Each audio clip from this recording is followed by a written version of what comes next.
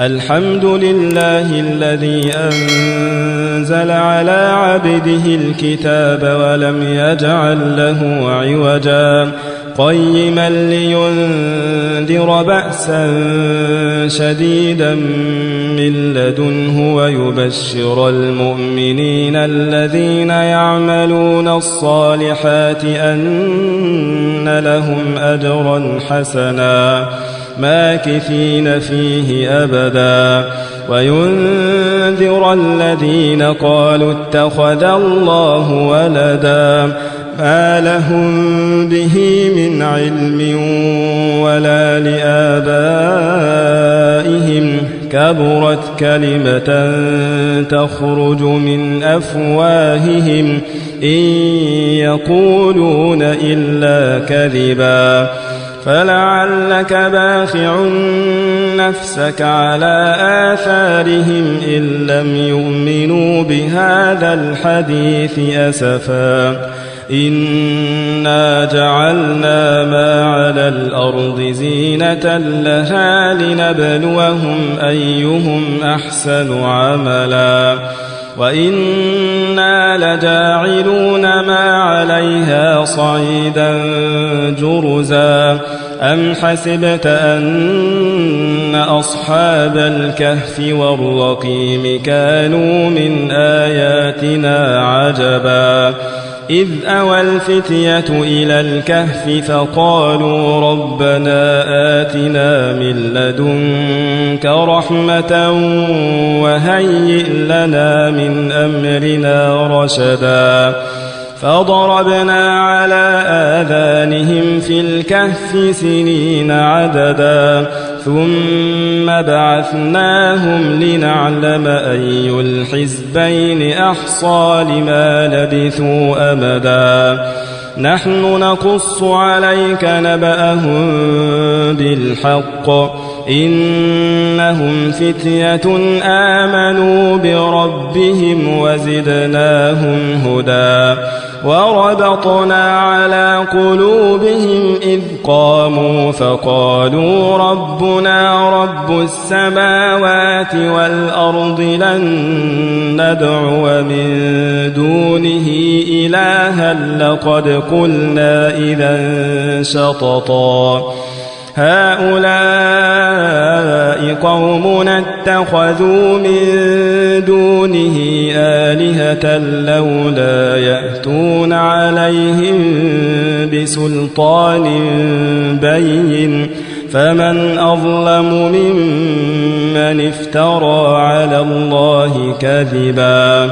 وإذ اعتزلتموهم وما يعبدون إلا الله فأووا إلى الكهف ينشر لكم ربكم من رحمته ويهيئ لكم من أمركم مرفقا وترى الشمس إذا طلعت تزاور عن كهفهم ذات اليمين وإذا غربت تقرضهم ذات الشمال وهم في فجوة منه ذلك من آيات الله من يهد الله فهو المهتد ومن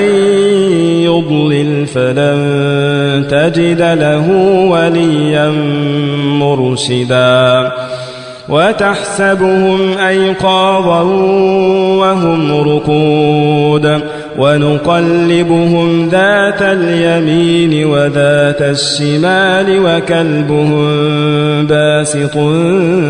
ذراعيه بالوصيد لو اطلعت عليهم لوليت منهم فرارا ولملئت منهم رعبا وكذلك بعثناهم ليتساءلوا بينهم قال قائل منهم كم لبثتم قالوا لبثنا يوما أو بعض يوم قالوا ربكم أعلم بما لبثتم فبعثوا أحدكم بورقكم هذه إلى المدينة فلينظر أيها أزكى طعاما فليأتكم برزق منه وليتلطف ولا يشعرن بكم أحدا إنهم إن يظهروا عليكم يرجموكم أو يعيدوكم في ملتهم ولن تفلحوا إذا أبدا وكذلك أعثرنا عليهم ليعلموا أن وعد الله حق وأن الساعة لا ريب فيها إذ يتنازعون بينهم أمرهم فقالوا بنوا عليهم بنيانا ربهم أعلم بهم قال الذين غلبوا على أمرهم لنتخذن عليهم مسجدا سيقولون ثلاثة رابعهم كلبهم ويقولون خمسة سادسهم كلبهم رجما بالغيب ويقولون سبعة وثامنهم كلبهم قل ربي أعلم بعدتهم ما يعلمهم إلا قليل فلا تمار فيهم إلا مراء ظاهرا ولا تستفت فيهم منهم أحدا ولا تقولن لشيء إني فاعل ذلك غدا إلا أن يشاء الله واذكر ربك إذا نسيت وقل عسى أن يهديني ربي لأقرب من هذا رشدا ولبثوا في كهفهم 300 سنين وازدادوا 9 قل الله أعلم بما لبثوا له غيب السماوات والأرض أبصر به وأسمع ما لهم من دونه من ولي ولا يشرك في حكمه أحدا واتل ما أوحي إليك من كتاب ربك لا مبدل لكلماته ولن تجد من دونه ملتحدا واصبر نفسك مع الذين يدعون ربهم بالغداة والعشي يريدون وجهه ولا تعد عيناك عنهم تريد زينة الحياة الدنيا ولا تطع من أغفلنا قلبه عن ذكرنا واتبع هواه وكان أمره فرطا وقل الحق من ربكم فمن شاء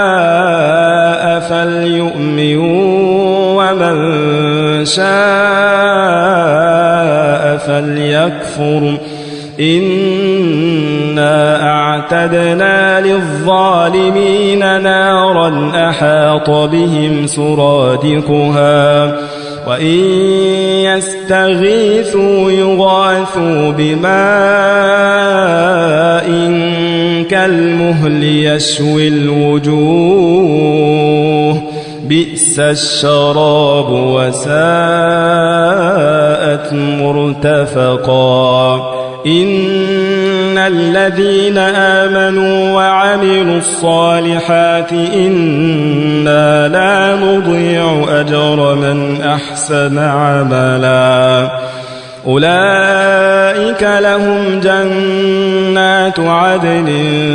تجري من تحتهم الأنهار يحلون فيها من أساور من ذهب ويلبسون ثيابا خضرا من سندس واستبرق متكئين فيها على الأرائك نعم الثواب وحسنت مرتفقا واضرب لهم مثل الرجلين جعلنا لأحدهما جنتين من أعناب وحففناهما بنخل وجعلنا بينهما زرعا كلتا الجنتين آتت أكلها ولم تظلم منه شيئا وفجرنا خلالهما نهرا وكان له ثمر فقال لصاحبه وهو يحاوره أنا أكثر منك مالا وأعز نفرا ودخل جنته وهو ظالم لنفسه قال ما أظن أن تبيد هذه أبدا وما أظن الساعة قائمة ولئن رددت إلى ربي لأجدن خيرا منها منقلبا قال له صاحبه وهو يحاوره أكفرت بالذي خلقك من تراب ثم من نطفة ثم سواك رجلا لكن هو الله ربي ولا أشرك بربي أحدا ولولا إذ دخلت جنتك قلت ما شاء الله لا قوة إلا بالله إن ترني أنا أقل منك مالا وولدا فعسى ربي أن يؤتيني خيرا من جنتك ويرسل عليها حسبانا من السماء فتصبح صعيدا زلقا أو يصبح ماؤها غورا فلن تستطيع له طلبا وأحيط بثمره فأصبح يقلب كفيه على ما أنفق فيها وهي خاوية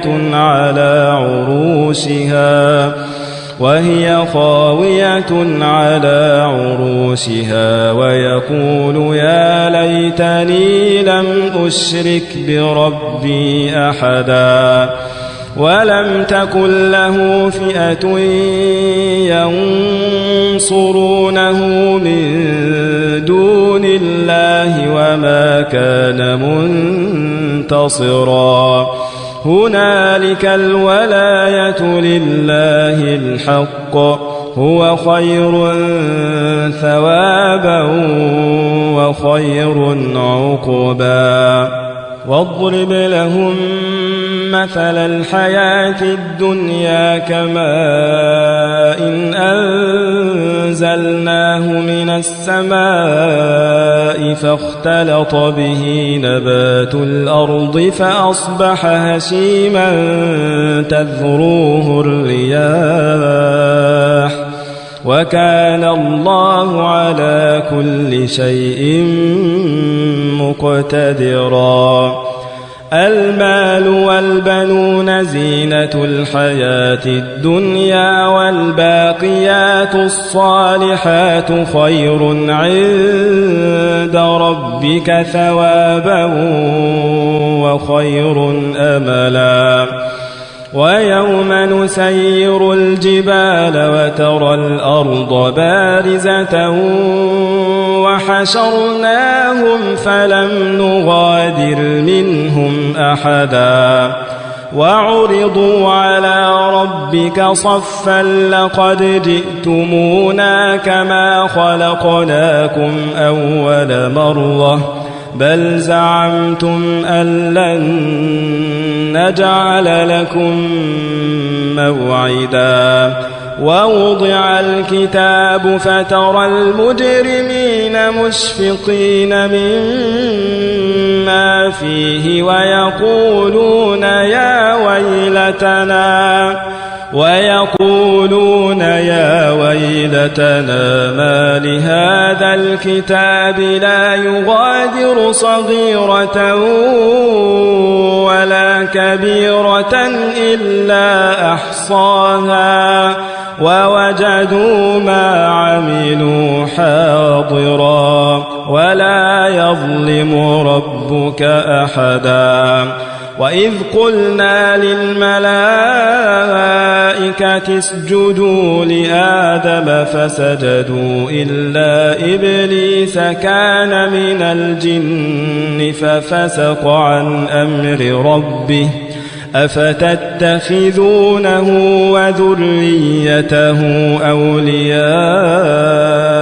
من دوني وهم لكم عدو بئس للظالمين بدلا. ما أشهدتهم خلق السماوات والأرض ولا خلق أنفسهم وما كنت متخذ المضلين عضدا. ويوم يقول نادوا شركائي الذين زعمتم فدعوهم فلم يستجيبوا لهم وجعلنا بينهم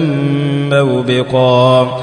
ورأى المجرمون النار فظنوا أنهم مواقعوها ولم يجدوا عنها مصرفا. ولقد صرفنا في هذا القرآن للناس من كل مثل وكان الإنسان أكثر شيء جدلا. وما منع الناس أن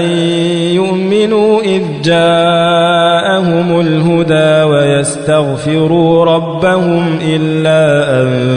تأتيهم سنة الأولين أو يأتيهم العذاب قبلا. وما نرسل المرسلين إلا مبشرين ومنذرين ويجادل الذين كفروا بالباطل ليدحضوا به الحق واتخذوا آياتي وما أنذروا هزوا. ومن أظلم ممن ذكر بآيات ربه فأعرض عنها ونسي ما قدمت يداه إنا جعلنا على قلوبهم أكنة أن يفقهوه وفي آذانهم وقرا وإن تدعهم إلى الهدى فلن يهتدوا إذن أبدا. وربك الغفور ذو الرحمة لو يؤاخذهم بما كسبوا لعجل لهم العذاب بل لهم موعد لن يجدوا من دونه موئلا. وتلك القرى أهلكناهم لما ظلموا وجعلنا لمهلكهم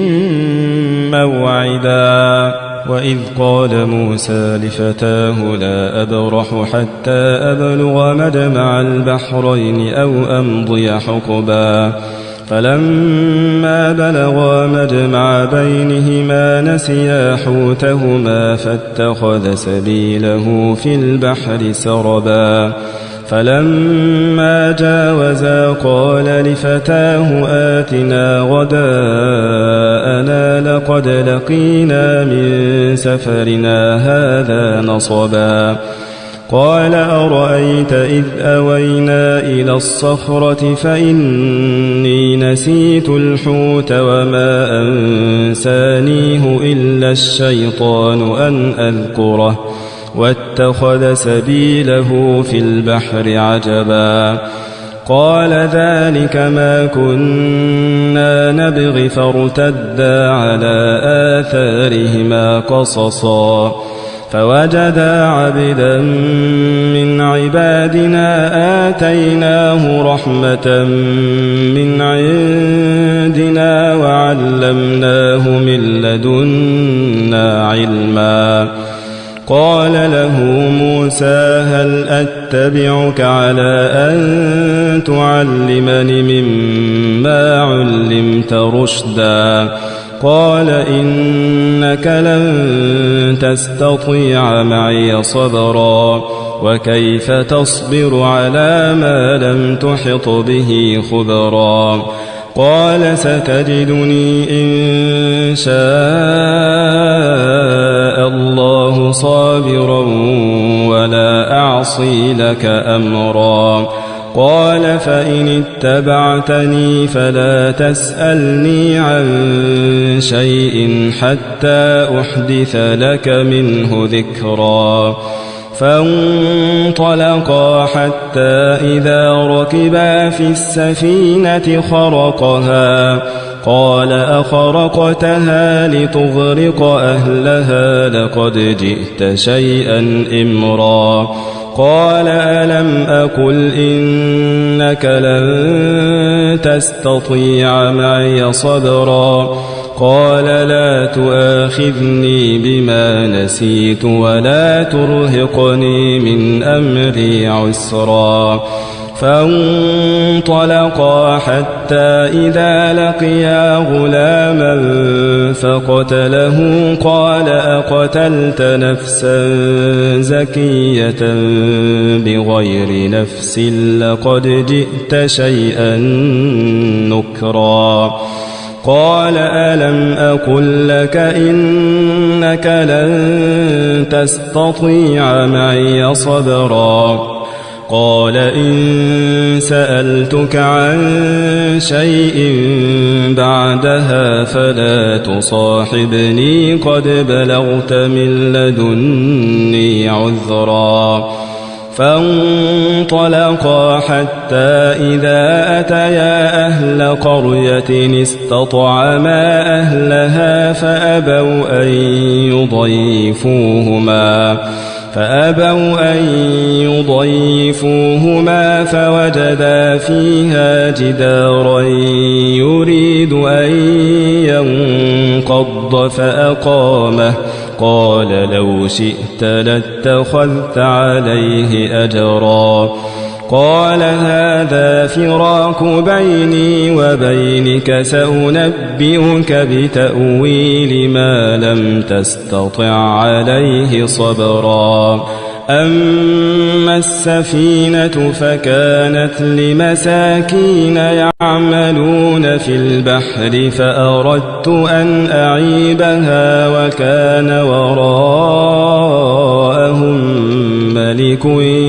يأخذ كل سفينة غصبا وأما الغلام فكان أبواه مؤمنين فخشينا أن يرهقهما طغيانا وكفرا فأردنا أن يبدلهما ربهما خيرا منه زكاة وأقرب رحما وأما الجدار فكان لغلامين يتيمين في المدينة وكان تحته كنز لهما وكان أبوهما صالحا فأراد ربك أن يبلغا أشدهما ويستخرجا كنزهما رحمة من ربك وما فعلته عن أمري ذلك تأويل ما لم تسطع عليه صبرا ويسألونك عن ذي القرنين قل سأتلو عليكم منه ذكرا إنا مكنا له في الأرض وآتيناه من كل شيء سببا فأتبع سببا حتى إذا بلغ مغرب الشمس وجدها تغرب في عين حمئة ووجد عندها قوما قلنا يا ذا القرنين إما أن تعذب وإما أن تتخذ فيهم حسنا قال أما من ظلم فسوف نعذبه ثم يرد إلى ربه فيعذبه عذابا نكرا وأما من آمن وعمل صالحا فله جزاء الحسنى وسنقول له من أمرنا يسرا ثم أتبع سببا حتى إذا بلغ مطلع الشمس وجدها تطلع على قوم لم نجعل لهم من دونها سترا كذلك وقد أحطنا بما لديه خبرا ثم أتبع سببا حتى إذا بلغ بين السدين وجد من دونهما قوما لا يكادون يفقهون قولا قالوا يا ذا القرنين إن يأجوج ومأجوج مفسدون في الأرض فهل نجعل لك خرجا على أن تجعل بيننا وبينهم سدا قال ما مكني فيه ربي خير فأعينوني بقوة أجعل بينكم وبينهم ردما آتوني زبر الحديد حتى إذا ساوى بين الصدفين قال انفخوا حتى إذا جعله نارا قال آتوني أفرغ عليه قطرا فما استطاعوا أن يظهروه وما استطاعوا له نقبا قال هذا رحمة من ربي فإذا جاء وعد ربي جعله دكاء وكان وعد ربي حقا وتركنا بعضهم يومئذ يموج في بعض ونفخ في الصور فجمعناهم جمعا وعرضنا جهنم يومئذ للكافرين عرضا الذين كانت أعينهم في غطاء عن ذكري وكانوا لا يستطيعون سمعا أفحسب الذين كفروا أن يتخذوا عبادي من دوني أولياء إنا أعتدنا جهنم للكافرين نزلا قل هل ننبئكم بالأخسرين أعمالا الذين ضل سعيهم في الحياة الدنيا وهم يحسبون أنهم يحسنون صنعا أولئك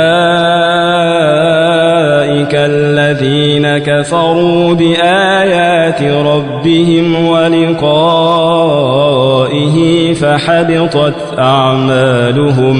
فحبطت أعمالهم فلا نقيم لهم يوم القيامة وزنا